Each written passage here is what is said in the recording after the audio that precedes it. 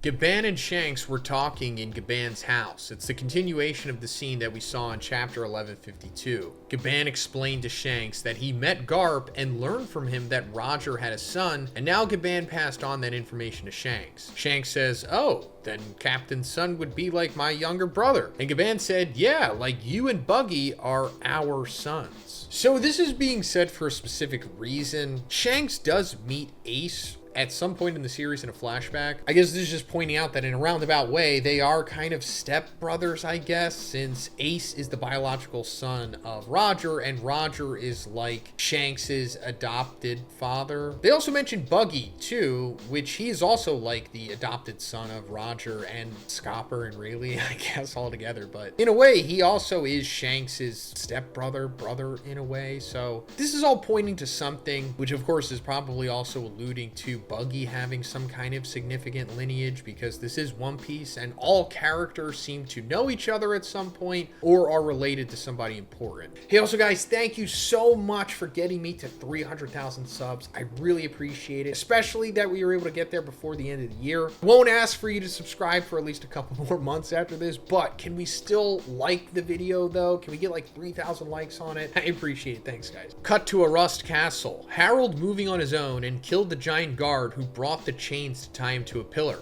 Harald sensed that Emu's control isn't only affecting his body, but soon his mind and thoughts will be changed according to Emu's will. Harald ordered all giant guards to kill him. Then Loki and Jarl entered in the throne room as the giant guards were stabbing Harald, the same scene that we saw in chapter 1152. But Harald recovered and started killing the guards and releasing massive haki. So yeah, we're coming full circle with the flashback now. We're coming back to when it started. And it turns out that Harald isn't being Dami Reversi, which I think is interesting. He's just being controlled. And we actually have seen this before with Gunko. Gunko is a holy knight, therefore she has undergone the Deep Sea Covenant, the same one that we saw Harald going through when he had to become a holy knight, being graduated from a god blade, the same as Gunko as well. But we saw that Gunko is being like mind controlled by Emu, not directly being taken over by Emu, although she eventually is and currently is in the arc. But at first it just seemed like she's just being mind controlled or mind altered. Like her personality just became like an evil, subservient person to Emu, which her true personality is probably just like a good person, because it seems like she has some kind of relation to Brook back in the day.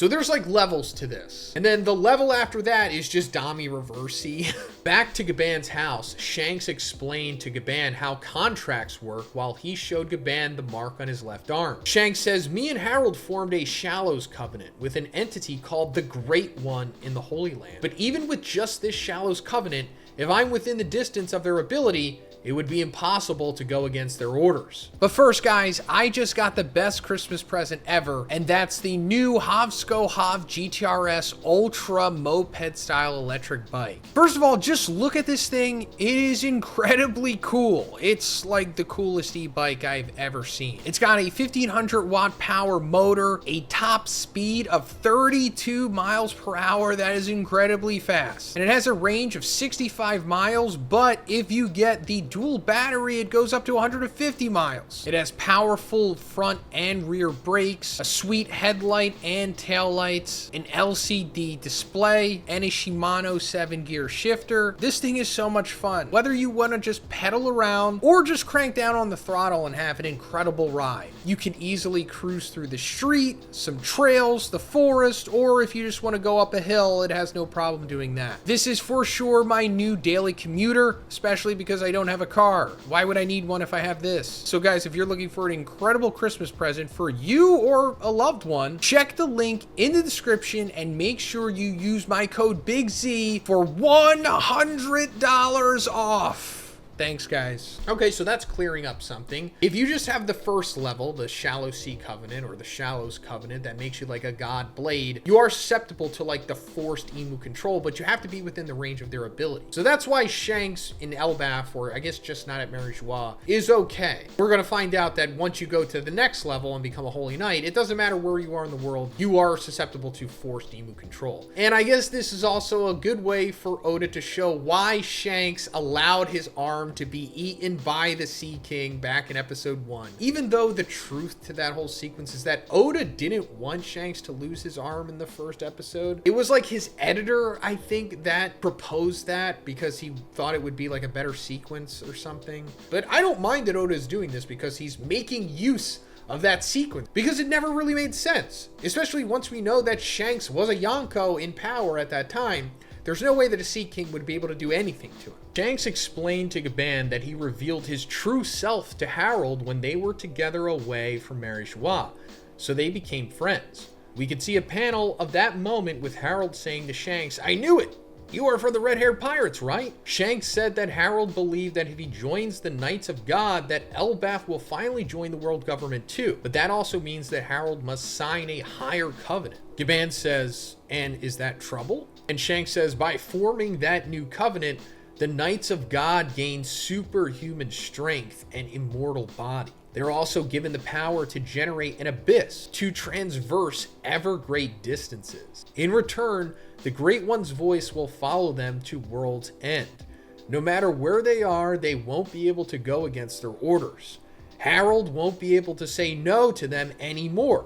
And I sincerely doubt that those greedy people will still keep their promises then. Suddenly, Shanks and Gaban sensed a terrifying haki coming from the Arust castle. So, new information here. Shanks did actually get some sidebar with Harald at Mary Joie, and he cleared things up with him. But I don't know why he just didn't tell Harald this at Mary Joie, unless he didn't know this information at that point. I guess he found out afterwards, and then that's when he left. But I don't know, I feel like a lot of this could have been cleared up if Shanks maybe waited a little longer to tell him or something, or did this sooner than now.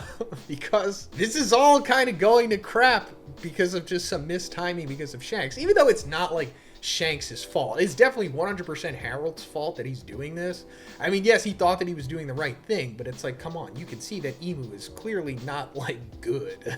In the throne room, Loki and Jarl pinned Harald down on the floor. And Harald confessed to Loki and the rest of them that he has been doing dirty jobs for the world government, but now he has been fooled by Emu. Harald ordered Jarl to give Loki the legendary devil fruit, since he thinks that even Loki wouldn't be able to defeat him after being given Emu's power up. Then Harald talks to his son while he's crying. So yeah, we found this out yesterday. Harald being controlled by Emu here is like doing his last act of, I guess, rebellion before he's fully taken over. And he's telling Loki to straight up eat the devil fruit. Whatever the legendary fruit of Elbaf is, we don't know yet. This is very true that no one can beat Harald besides Loki, because first of all, Harald is just a beast.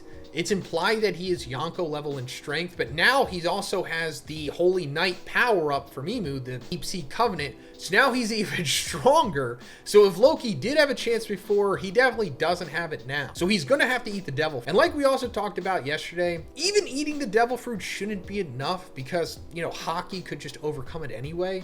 So this fruit has to give him some serious buff. You know, like the same way that awakening the Nika fruit for Luffy did to him. Harald says, "I have to die as soon as possible. Do it and sit yourself on the throne, Loki. Then tell the people what a fool of a king I was. Use my death to build your reputation.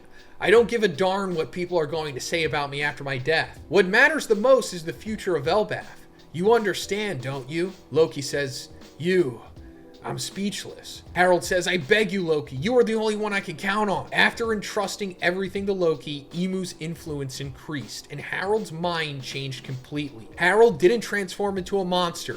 Emu simply took control of Harald's body. So I guess this is the last thing that Harald is able to tell Loki before he's completely taken over here. And this could be why Loki just doesn't straight up tell everyone what exactly had happened originally, because Loki is imprisoned after this. I mean, not immediately. I think he just goes on to become like a pirate and winds up leaving or something. And then it's Shanks who eventually takes him down. And that's when he's chained to the tree. But I guess he didn't tell everyone because he didn't want to sully Harald's name, despite knowing the truth. I mean, I guess we'll find out what happens in the next chapter, because it seems like maybe this flashback is going to continue for another 2 chapters. Like maybe the next chapter is Loki killing Harald. And then after that, we see what Loki does after the fact. But I suppose Loki is being honorable somewhat by not telling everyone how Harald, you know, fumbled the bag essentially with all of this. In an amazing double page, Harald started killing all the giant guards. Harald ordered the guards outside the throne room to seal all doors immediately because there were criminals in the castle. One giant guard stabbed Harald's neck, but he recovered immediately. The giant guard says, "How dare you? You are not our King Harald anymore." Harald says, "Don't be ridiculous. I'm still Harald, but now I'm a loyal servant of the Great One. No one will survive. I won't let a word of what's happening in this castle get out." Loki ran to the treasure room, and Harald said that he will be the one that will eat the legendary devil fruit, and then he will give Elbaf to Emu. Jarl attacked Harald to stop him, saying if Harald eats that devil fruit, the world will end. That's when Jarl got stabbed in his head. So this confirms that. We knew that Harald was going to be the one to stab Jarl with the sword, which Jarl still currently has in his head. And I talked about this yesterday, but I think he has that in his head because it gives him like amnesia or something so that he can't just recall what had happened that day, because then he'd be able to exonerate Loki. But also Jarl's saying that if you eat that devil fruit, the world will end. That's really interesting. I guess it's that freaking powerful. Shanks and Gaban arrived to the Arus castle and attacked Harald. But once again, Harald recovered immediately. Harald says, "Shanks, this immortal body of mine is fascinating. I can feel my superiority as an organism." Shanks says, "Darn it, is there no way to cancel the order?" All right, here's a interesting turn of events. Shanks and Scopper are fighting against Harald in this sequence. I'd love to see what this looks like. It's probably just one panel, but granted, Shanks isn't like Shanks level power. He's not like God tier the way that we see him currently in the series, because this is 14 years ago. Although I'm sure he's still pretty powerful. I mean, he's strong enough to become a God Blade and almost a Holy Knight. And clearly he's not strong enough to take down Harald, who's being buffed, of course. And as for him saying, is there no way to cancel the order? I guess you'd have to do what Garp and Roger did to Rox. Just beat him down with mass or an insane amount of Conqueror's Haki. Loki arrived to the treasure room at the end of the chapter. He unlocked the chains and opened the door. Inside, Loki saw a treasure box containing the fruit and Ragnir hammer behind it. But there's something strange because it looks like Ragnir was moving a little. Loki says, "This is the forbidden devil fruit that is passed down in Elbaf, eh?" The chapter ends with Ragnir moving on its own and attacking Loki, who barely dodges the attack. A strange voice says, "Gig-gig-gig-gig-gig." And Loki says, "What? Who is this?" End of chapter. So that's fascinating. We did not know this. We knew that Ragnir was like going to attack Loki once he got into the treasure room, but we didn't know that seemingly it's talking. I'm assuming this is Ragnir speaking. Now, there's a chance it's not. Maybe there's somebody in there already, but it seems like with Ragnir moving on its own and it possibly speaking, not confirmed, just taking a guess, that either Ragnir has been given a devil fruit, and that's why it has the ability to like cause lightning to come down, which I also speculated it's tied to like some satellite up orbiting the Earth or something. Maybe it's tied to like ancient technology. That's a possibility, but now it seems like maybe it ate a devil fruit, and the devil fruit gave it some kind of sentience, possibly,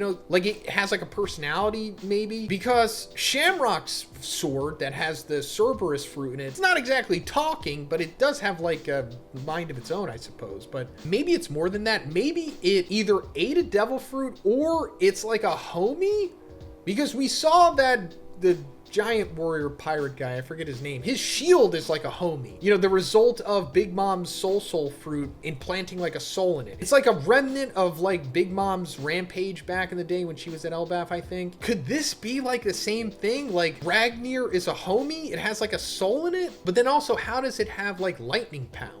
I mean, Zeus, who is also a homie, has like lightning powers, but because he's like a lightning cloud, right, that became a homie. So maybe it's both. Maybe it ate a devil fruit that's giving it these lightning powers, and it's a homie too. I don't know. There's so much to speculate about with this. Let me know what you think about this in the comments, guys. If you like the chapter, please give it a like, and please subscribe if you haven't already. Have a great day, and I'll see you in the next one.